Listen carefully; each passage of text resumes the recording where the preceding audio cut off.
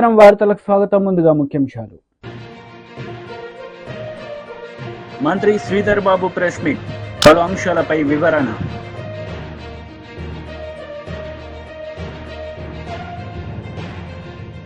మాజీ మంత్రి Gudivada Amarnath press meet, పలు అంశాలపై వివరణ. సజ్జల రామకృష్ణారెడ్డి మీడియా సమావేశం నిర్వహించారు. ఈ సందర్భంగా ఆయన మాట్లాడారు. Over the period evolve establish అయినాయి, అవి కంటిన్యూ అవుతున్నాయి. గవర్నమెంట్ ఏ గవర్నమెంట్ ఉన్నా కూడా ఆ మొత్తం దీన్ని ఈయన ఒక్క దెబ్బకు బ్రేక్ చేశారు. పక్క భక్తుల్లో ఉండే విశ్వాసాలను దెబ్బతీశారు. ఈరోజు ప్రసాదం తీసుకోవాలంటే అందులో ఏముంటుంది అని అనుమానించే రకంగా దుష్ప్రచారం చేశారు. దాన్ని మళ్ళీ రిపీటెడ్గా అన్నారు. అలాగే ఏ వ్యవస్థ అయితే బలంగా ఆ వ్యవస్థల మీద కూడా విశ్వాసం పెరిగిందో వాటిని కూడా కించపరిచేయట్లో అందులో డొల్లతనం ఉందన్నట్టు ఒక అబద్ధపు ప్రచారం కూడా తీసుకొచ్చారు. ఇది ఆయన చేసిన ఘోరమైన అపచారం కాగా, ఇప్పుడు రెలవెన్స్ ఏంటంటే ఇప్పటికే దాని గురించి డిస్కషన్ అయింది. దీని అల్టిమేట్ ఇది ఎక్కడ రిఫ్లెక్ట్ కావాలి? చంద్రబాబు నాయుడు గారన్న జంతువుల కొవ్వు అన్నది ఏ సప్లైస్ అయితే ఆ కంపెనీ చేసిందో ఆ కంపెనీ చేసిన సప్లైలో అది ఉందనుకుంటే అది ఎక్కడ రిఫ్లెక్ట్ కావాలి? సహజంగానే ఆ కంపెనీకి ఇచ్చిన షోకాజ్ నోటీసులో రిఫ్లెక్ట్ కావాలి.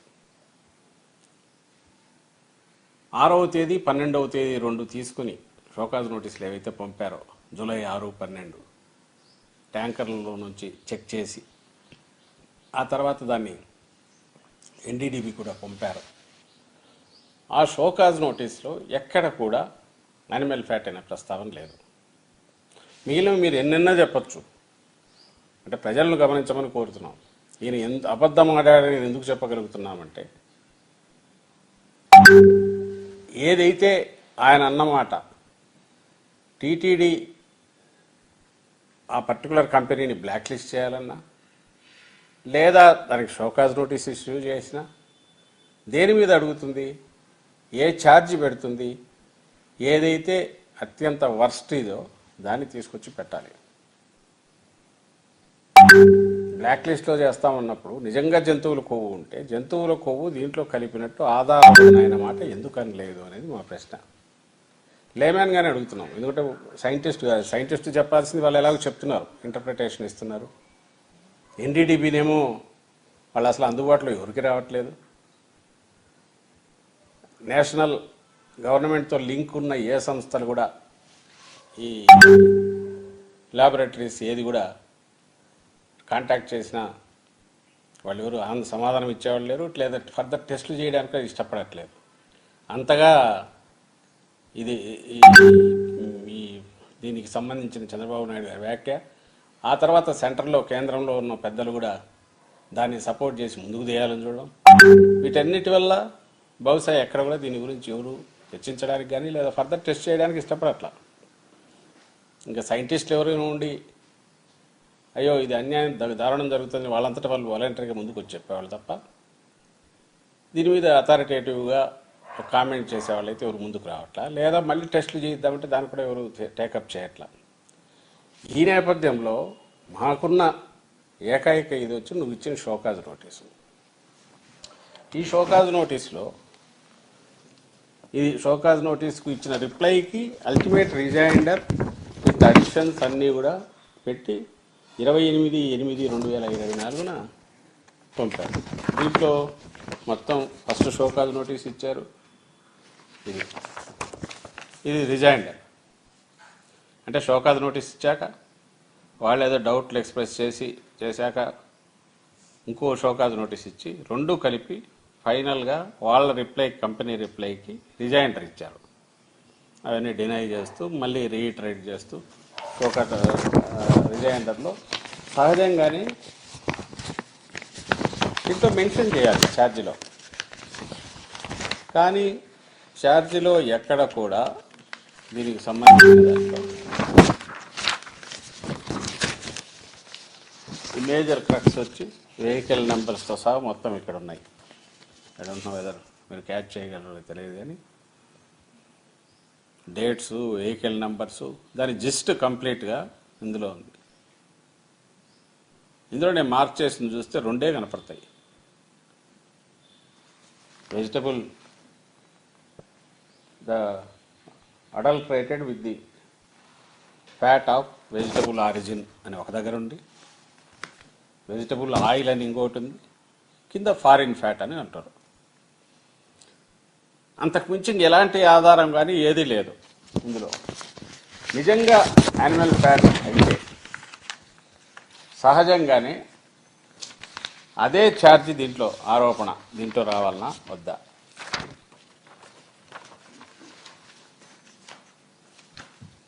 ఎందుకు రాలేదు? అలాగే దీనికి అటాచ్ కాంగ్రెస్ నేతలు మీడియా సమావేశం నిర్వహించారు. ఈ సందర్భంగా పలు అంశాలపై వారు మాట్లాడారు. ఈరోజు ఇదే ఎన్జిఓ ప్రతినిధులందరూ కూడా ప్రత్యామ్నాయ ఏర్పాట్లు చేయండి అని వారి సలహా సూచనలు కూడా తీసుకొని దాదాపు 11 నుంచి 12 ఎన్జిఓ ఆర్గనైజేషన్స్తో కూడా మా వాళ్ళు మాట్లాడి వారి సంబంధించిన వారి సలహా సూచనలు కూడా తీసుకొని ఏ విధంగా సపోర్ట్ చేద్దాం, ఈ పేదవారికి ఇక్కడున్న నివాసితులకు ఏ విధంగా సహకారం చేద్దామని అక్కడున్న నివాసులు సంబంధించిన ఉంటున్న ఆ వాసులందరినీ కూడా సంప్రదించి ఈరోజు 2 BHK డబుల్ బెడ్రూమ్ ఇళ్లతో పాటు వారికి కావాల్సింది వాళ్ళ ఇళ్లలో ఉపాధి గురించి ఈరోజు ప్రభుత్వానికి సంబంధించిన అనేక డిపార్ట్మెంట్స్తోని మాట్లాడి ఆ కుటుంబాల్లో ఏదో ఉపాధి ప్రత్యామ్నాయ ఉపాధి ఏర్పాట్లు చేయాలని ఆ కుటుంబానికి ఒకరికి ఉపాధి అవకాశం కల్పించే కార్యక్రమంతో పాటు వారిని కూడా వారితో పాటు సంప్రదించి కౌన్సిలింగ్ చేసి చదువుకోవడానికి అంగన్వాడీ సెంటర్స్ను కూడా అక్కడ చిన్నారులు చాలామంది కూడా మరి రేపు డబుల్ బెడ్రూమ్ హౌసెస్ షిఫ్ట్ అయిపోయిన తర్వాత అంగన్వాడీ కేంద్రాలను ఏర్పాటు చేసుకొని అడ్మిషన్స్ను కూడా మరి 6 సంవత్సరాల వరకు వారిని పూర్తి స్థాయిలో చదివించే కార్యక్రమంతో పాటు సెల్ఫ్ హెల్ప్ గ్రూప్స్తో పాటు వారికి ఇంట్రెస్ట్ లోన్స్ ఇప్పించే కార్యక్రమం పెద్ద ఎత్తున ఒక ఆలోచన పరంగా ఒక ప్రణాళికబద్ధమైన కార్యక్రమం చేస్తూ ఉన్నాం. దీని గురించి ఒక హై లెవెల్ కమిటీని ఏర్పాటు కూడా చేయడం జరిగింది. దాంట్లో కమిషనర్ GHMC, అదేవిధంగా CEO SERP, minority welfare department సంబంధించిన అధికారి, women and child welfare department సంబంధించిన డైరెక్టరు, అదేవిధంగా జాయింట్ MD గారు, దాంతోపాటు ఈరోజు సివిల్ సొసైటీకి సంబంధించిన ప్రతినిధులు NGOస్ కూడా ఈ హై పవర్ కమిటీలో ఏర్పాటు చేయటం ప్రధానమైన ఉద్దేశం ఏంటంటే కేవలం నామమాత్రంగా ఈరోజు పంపించామని కాదు, వారికి కావాల్సిన అవసరాలు ఆ 2 బెడ్రూమ్ హౌస్ అన్ని వసతితో కూడుకొని ఉండి వారి కుటుంబంలో ఒకరికో ఇద్దరికో ఈరోజు ఈ ఆర్గనైజేషన్స్ పరంగా ఈరోజు మెప్మా కానీ సెల్ఫ్ హెల్ప్ గ్రూప్స్ పరంగా వారికి లోన్స్ ఏర్పాటు చేసుకొని వారికి ఉపాధి కల్పనలో ముందుకు తీసుకెళ్లే ప్రయత్నం చేస్తూ దాని వరకే ఆకుండా SC, ST, BC మైనారిటీ కార్పొరేషన్కి సంబంధించి వారి వెల్ఫేర్ స్కీమ్స్లో కూడా ప్రాధాన్యతనిస్తూ వారు చదువుకునే అంశం వచ్చే వరకు వారికి పూర్తి స్థాయిలో వారు చదువుకు ఎక్కడ ఇబ్బంది రాకూడదని ప్రతి దగ్గర కూడా కాంప్లెక్స్ రిసోర్స్ పర్సన్స్ని ఏర్పాటు చేస్తూ దగ్గరున్న స్కూల్స్, దగ్గరున్న రెసిడెన్షియల్ స్కూల్స్లో వాడి అడ్మిషన్స్ను ఏర్పాటు చేయటం జరుగుతుంది, ఎవరికి కూడా ఇబ్బంది లేకుండా. ఈరోజు మళ్ళా బఫర్ జోన్కు సంబంధించి నిన్న చెప్పినట్టుగా ఈరోజు దాదాపు రివర్ బెడ్కి సంబంధించి ఏదైతే స్ట్రక్చర్స్ను గుర్తిస్తారో ఆ స్ట్రక్చర్కు సంబంధించి కూడా ల్యాండ్ ఎక్విజిషన్ విషయంలో కూడా ఏ చట్ట ప్రకారం ఏ విధంగా ఉందో ఆ విధంగా చట్ట ప్రకారాన్ని చేస్తూ right to fair compensation and transparency in land acquisition, rehabilitation and resettlement act. మాజీ మంత్రి హరీష్ రావు మీడియా సమావేశం నిర్వహించారు. ఈ సందర్భంగా పలు అంశాలపై ఆయన మాట్లాడారు. जो वादा करे उसके लिए पैसा नहीं है। मूसी के लिए 1.5 लाख करोड़ कहां से आ रहा तुम्हारा को? मूसी किसके लिए बना रहा तू? किसी के लिए बना रहा? उसमें किसको कितने पैसे मिलने वाला है? इसमें कौन कौन मिला हुआ है? ये बात करने का है। इस वास्ते आप सोचिए, ये मूसी जो है, जब केसीआर साहब थे, केसीआर साहब कभी भी बनाने का काम करा, गरीबों के लिए मकान बनाए, पानी दिया फ्री में आप लोगों को, अच्छा बिजली दिया, रोडा डाला, शादी के लिए मदद करा, बच्चों के लिए स्कूल लगा के बच्चों को इंग्लिश मीडियम में पढ़ाए, खाना भी दिए, 6 किलो चावल दिया। जब कोरोना आए तो 10 किलो चावल दिया नहीं दिया? कोरोना में 10 किलो चावल मुफ्त में कोरोना में दिया। केसीआर साहब बनाने का काम करा, दवाखाना बनाए, रमजान में कपड़ा दिए। लेकिन रेवंत रेड्डी क्या कर रहा है? केसीआर साहब बनाने का काम करे तो रेवंत रेड्डी तोड़ने का काम कर रहा है। अब तोड़ने का काम इन्हें कर रहा, बनाने का काम केसीआर साहब करा। हमारी तरह सुनो, बनाने का काम केसीआर साहब करे तो तोड़ने का काम रेवंत रेड्डी कर रहा। मैं आप सब लोगों को एक बात अच्छी तरीके से समझाना चाहता हूं। केसीआर साहब ने हमें आपके पास भेजाए, केसीआर साहब भेजाए तो हम आपके पास आए, आपको हिम्मत देने के लिए हम आया है। यहाँ कोई बुलडोजर नहीं आएगा, आप कोई चिंता मत करो। अब राहुल गांधी क्या बोल रहा है देश में? महाराष्ट्र जाके, हरियाणा जाके राहुल गांधी बोल रहा ये बुलडोजर राज नहीं चलेगा बोल रहा। उधर उत्तर प्रदेश में बीजेपी वाले बुलडोजर राज चला रहे, योगी आदित्यनाथ दास ये बोलता है राहुल गांधी बुलडोजर राज नहीं चलेगा। फिर तुम्हारा सीएम क्या कर रहा है हैदराबाद में? राहुल गांधी पहले तुम्हारा सीएम को समझो, बुलडोजर राज बंद करने के लिए बोलो तेलंगाना में।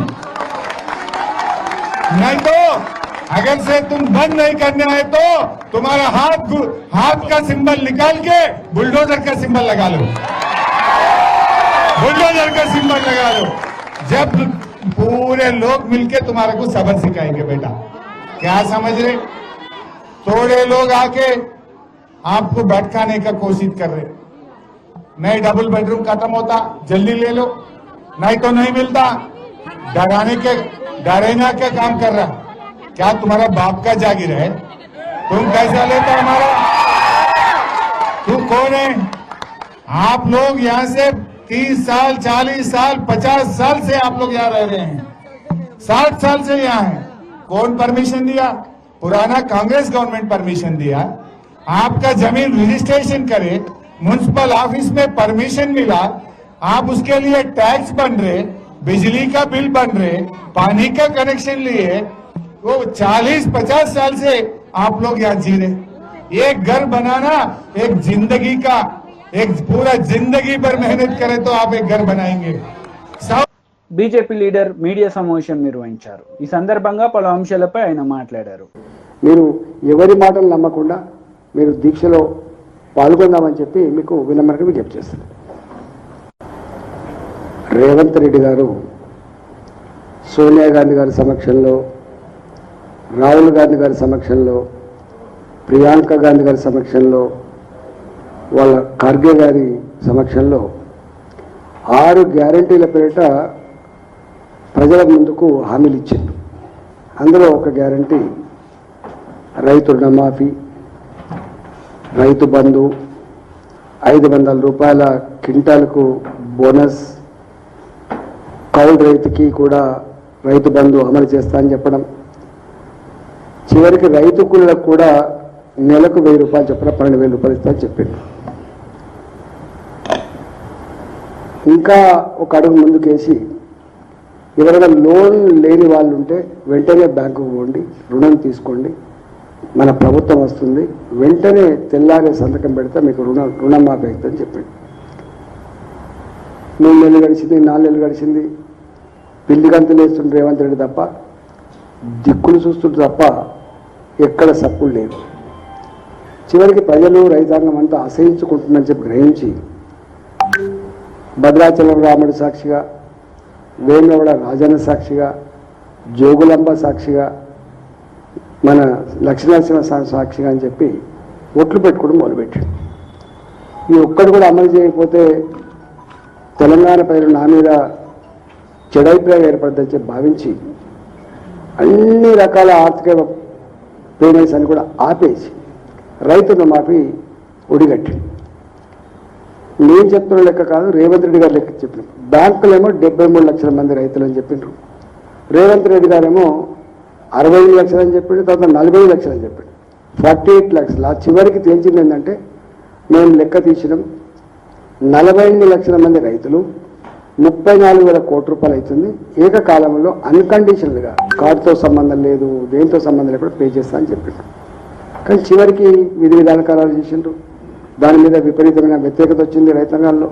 అప్పుడు తోక ముడిచిండు, అందరికి ఇస్తా అని చెప్పాడు. కానీ 17,000 కోట్ల రూపాయలు పే చేసిన అని చెప్పి ముఖ్యమంత్రి కార్యాలయం విడుదల చేసింది తప్ప ఇంతవరకు ఏ వ్యవసాయ అధికారి దగ్గర లెక్కలు లేవు. నేను దాని తరపడి మేమంతా గ్రామాలకు పోయినాం. రైతుల దగ్గర దరఖాస్తు స్వీకరిస్తున్నప్పుడు 35 నుంచి 40% మంది రైతులకు మాత్రమే రుణమాఫీ అయింది. మిగతా అన్నీ కూడా రకరకాల కండిషన్లు పెట్టి, ఏ విధి విధానాల పేరిట అయితే రకరకాల కండిషన్లు పెట్టిండో దానివల్ల మాకు ఎవరికి రావట్లేదని చెప్పి కన్నీళ్లు మున్నీళ్ళు అయినరు. కొంతమంది అయితే మా దగ్గర మేడ్చల్లో ఎంపీడీఓ ఆఫీసు ముందున్న చెట్టుకు ఉరేసుకున్నాడు చిట్టాపూర్ రైతు. ఇట్లా రైతుల ఆత్మహత్యలు కొనసాగుతున్నాయి, ఆందోళన కొనసాగుతుంటే భారతీయ జనతా పార్టీగా ప్రజల ముందు పోయినప్పుడు మాకు అన్ని దరఖాస్తులు ఇచ్చారు. మేమన్నాం వాళ్ళు ఇంకా చేస్తారేమో, వాళ్ళకి చదువుకుంటున్నారేమో, వాళ్ళని ఇంకేమైనా విధిగా ఖరారు చేస్తామని చెప్పి ఎదురు చూసింది. కానీ 17,000 కోట్ల రూపాయలు వాళ్ళే ప్రకటించుకొని ఇక ఇది క్లోజ్ అయినట్టుగా వ్యవహరిస్తాను. కాబట్టి రైతుల పక్షాన మాకు వచ్చిన దరఖాస్తులు, మాకు వచ్చిన విజ్ఞప్తుల మేరకి, మాకు వచ్చే రోజువారీగా ఫోన్ల మేరకి భారతీయ జనతా పార్టీ పక్షాన గౌరవ పార్లమెంట్ సభ్యులు కావచ్చు, గౌరవ శాసనసభ్యులు, శాసన మండలి సభ్యులు, రాజ్యసభ సభ్యులు, వారితో పాటుగా మాకు గౌరవ కార్పొరేటర్లు, గౌరవ ప్రజాప్రతినిధులు అందరూ కలిసి పార్టీ సమక్షంలో రేపు పెద్ద ఎత్తున దీక్ష చేయబోతున్నారు. నేను ఒకటే యావత్ తెలంగాణ రైతాంగానికి విజ్ఞప్తి ఏంటంటే, రేవంత్ రెడ్డి మోసపు మాటలకు మారుపేరుగా నిలిచింది కాబట్టి, అబద్ధాలే ఆయన జీవితం కాబట్టి, ఆయన ఫిలాసఫీ కాబట్టి, ఇవాళ ప్రజాందోళన తప్ప మనం ఐక్యమై ఆందోళన చేస్తే తప్ప ఈ సర్కారు మెడలు మంచితే తప్ప మనకు రుణమాఫీ కాదు. కాబట్టి తెలంగాణ వ్యాప్తంగా ఎంతమందికైతే రుణమాఫీ రాక ఇవాళ బెంగటిస్తున్నారో, ఇవాళ అప్పుల పాలై ఆగమవుతున్నారో, వాళ్ళందరినీ కూడా రేపు ఇందిరా పార్కు ధర్నాలో పాల్గొనవలసిందిగా నేను విజ్ఞప్తి. గుడివాడ అమర్నాథ్ మీడియా సమావేశం నిర్వహించారు. ఈ సందర్భంగా టీడీపీ నేతలపై ఆయన విరుచుకుపడ్డారు. కోట్ల మంది హిందువుల తాలూకా మనోభావాలతో, ముఖ్యంగా ప్రపంచ ప్రఖ్యాతిగాంచినటువంటి తిరుమల తిరుపతి దేవస్థానం అసలు ఒకటి మన రాష్ట్రంలో ఉండడం మన అదృష్టం అయితే, దాని ప్రతిష్టని ఏ రకంగా దిగజార్చాలో అనేటువంటి దానికి ఈ రాష్ట్ర ముఖ్యమంత్రి చంద్రబాబు నాయుడు గారు పూనుకోవడం అనేటువంటిది చాలా బాధాకరమైనటువంటి విషయం. నిన్ననే మీ అందరూ కూడా చూశారు, వైఎస్ఆర్ కాంగ్రెస్ పార్టీ గౌరవ అధ్యక్షులు జగన్మోహన్ రెడ్డి గారు పిలుపు మేరకు రాష్ట్ర వ్యాప్తంగా నిన్న పార్టీ శ్రేణులందరూ కూడా పెద్ద ఎత్తున కార్యక్రమాలు చేసి రాష్ట్ర వ్యాప్తంగా ఉన్నటువంటి అన్ని నియోజకవర్గ కేంద్రాల్లో కూడా వెంకటేశ్వర స్వామి దేవాలయాలకు వెళ్ళి పూజలు నిర్వహించి ఈ రాష్ట్ర ముఖ్యమంత్రి చేసినటువంటి తప్పుని,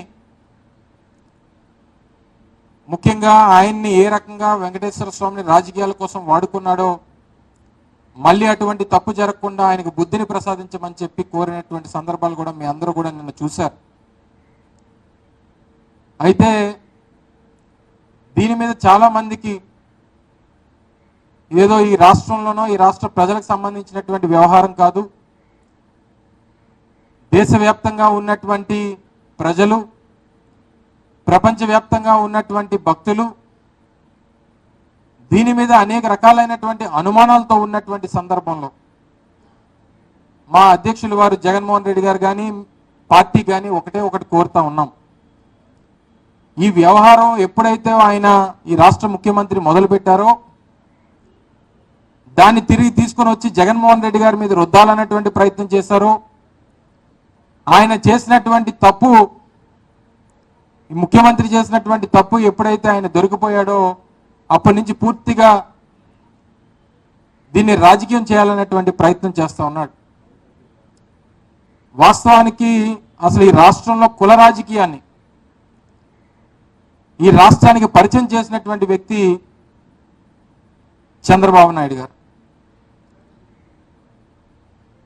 ఇప్పుడు కొత్తగా మత రాజకీయాన్ని రాష్ట్రానికి పరిచయం చేస్తున్నటువంటి సందర్భాలను మనం ఈ సందర్భంగా చూస్తూ ఉన్నాం. సెక్యులర్ దేశంలో ఉన్నాం, ప్రపంచంలోనే అతిపెద్ద ప్రజాస్వామ్యం కలిగినటువంటి దేశంలో ఉన్నాం.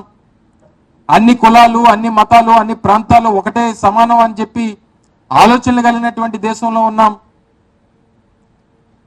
కానీ ఈరోజు మత రాజకీయానికి పునాదులు వేసి రాష్ట్రంలో మతాల మధ్య చిచ్చు పెట్టేటువంటి కార్యక్రమం ఏ రకంగా చేస్తా ఉన్నారో గడిచినటువంటి 10 రోజులుగా మనం చూస్తా ఉన్నాం. దేనికోసం ఇదంతా అని అడుగుతా ఉన్నాం.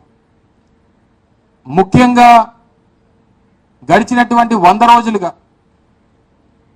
వారి తాలూకా ఫెయిల్యూర్స్ ని కప్పిపుచ్చుకోవడానికి, ఎన్నికల ముందు ఇచ్చినటువంటి ఏ ఒక్క హామీని నిలబెట్టుకోకపోగా, చెప్పినటువంటి కార్యక్రమాలు ఏమి చేయకపోగా, నిస్సహాయ స్థితిలో ఏమి చేయాలో తోచనటువంటి పరిస్థితిలో చివరికి దేవుని కూడా రాజకీయాల్లోకి తీసుకొచ్చినటువంటి వ్యక్తి చంద్రబాబు నాయుడు గారు అని చెప్పి సందర్భంగా చెప్పక తప్పదు. ఎన్ని అంశాలండి ప్రభుత్వంలో వారు అధికారంలోకి వచ్చినటువంటి రోజు నుంచి. అధికారంలోకి రావడమే ఏ రకంగా రాష్ట్రంలో విధ్వంసం సృష్టించారో మనం చూసాం. రాష్ట్రంలో వైఎస్ఆర్ కాంగ్రెస్ పార్టీకి సంబంధించినటువంటి కార్యకర్తల్ని ఎంతమందిని పట్టణ పెట్టుకున్నారో చూసాం.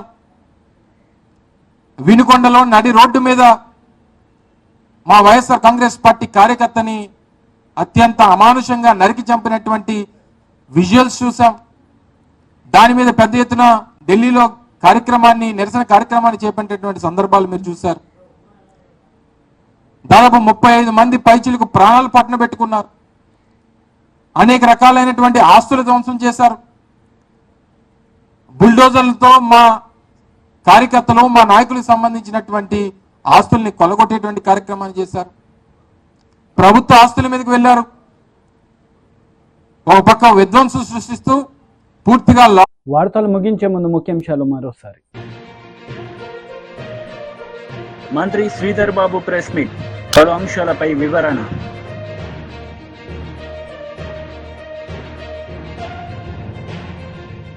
మాజీ మంత్రి గుడివాడ అమర్నాథ్ ప్రెస్ మీట్, పలు అంశాలపై వివరణ. ఈ వార్తలు ఇంతటితో సమాప్తం. తిరిగి ప్రసారమయ్యే వార్తలు మళ్ళీ కలుద్దాం. అంతవరకు సెలవు. నమస్తే.